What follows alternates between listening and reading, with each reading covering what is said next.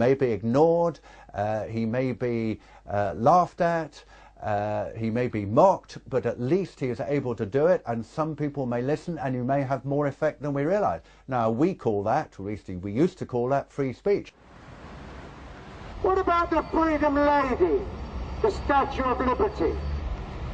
Well, I did hear a rumor that the Statue of Liberty has been brought in for questioning. She may be with Al-Qaeda. You're probably right. Freedom Doctor. 6 times they've taken me to court. Oh no, we took them to court this time, by the way. We took Mr. Charles Clark, the Home Secretary, and Mr. Ian Blair, the Commissioner of Police. I was the complainant, they were the defendants, and it was found in my favour. It is very much of concern that we've actually got an Act of Parliament which in one of its sections is clearly designed to prevent him or people like him putting across a message which they feel passionately about and which could be heard within the confines of Parliament. I find that very worrying. I bullhorned Parliament 3 days before the law went into effect. George Bush carried out 9/11. Do you think some people in a cave, were able to have NORAD stand down? Do you think that people in a cave were able to have all of this happen? It's a total and complete fraud. The New World Order is using terror to scare you into submission, and they will be defeated. And here in this supposed free country where they're trying to pass a law to stop this, they're here to talk to us. I witnessed local activists bullhorning Parliament, and the local police didn't have a problem with that. But as soon as I got on the bullhorn and began talking about pertinent issues, they became very upset and enrolled me into some type of troublemaker database. You've got to understand that governments stand to gain from terror, to scare you into submission, to attack. Dick Cheney, in September of 2000, openly wrote a document called Rebuilding America's Defenses, and he said we need a Pearl Harbor event. The U.S. government wants to carry out terror attacks to blame it on their enemies. 9/11 was a self-inflicted wound. 9/11 was an inside job. It was orchestrated. It was engineered by the globalists.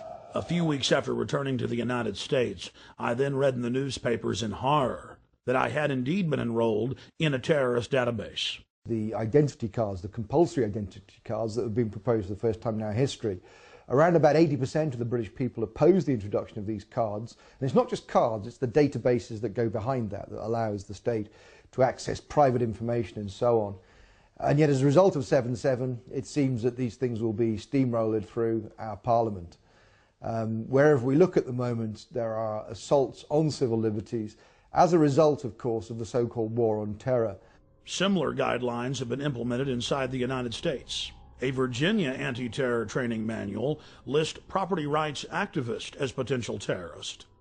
A Texas manual lists those wearing Levi's jeans, having cell phones, and who are, quote, friendly towards the police as potential terrorists.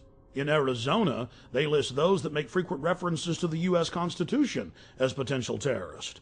All of these guidelines have been produced by the federal government and distributed at the state level. The federal government itself has told police to be on the lookout for drivers who have road almanacs or driver atlases. All across the planet, governments are restricting free speech and setting up so-called free speech zones to stop their populations from demonstrating. Months later, Paul and Steve Watson came to Texas and joined me live on my radio broadcast to discuss the aftermath of the London bombings. We are joined in studio by Steve Watson and Paul Watson. Guys, you've been in the United States now for about 7 days. How have you liked it? It's been pretty good so far. Obviously, it's all Western culture, so it's pretty similar. When we were in London, I mean, there were so many facets to it. But what was it like to have the police march up to you and tell you to turn your camera off when you were just on a public street interviewing people? Well, I mean, the fear-mongering at the time, we were there right after the bombings, 3 weeks after the first bombings, I believe, but then there was the second failed attempt. So the state of panic was still quite high, even though Londoners basically were apathetic to the attack.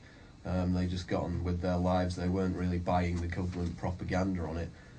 We had case after case where we'd be out on the street doing interviews with people, and we'd be showing the video cameras, and there were people working right there at the Hard Rock Cafe.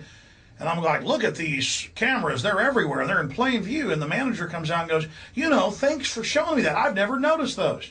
What's your name, sir? Charlie. I'm Alex. Nice to meet you, Charlie. Alex, how you doing?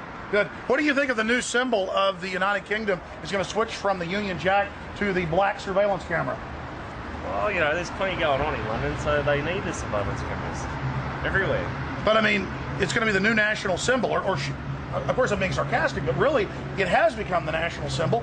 4+ million surveillance cameras in the great city of London alone.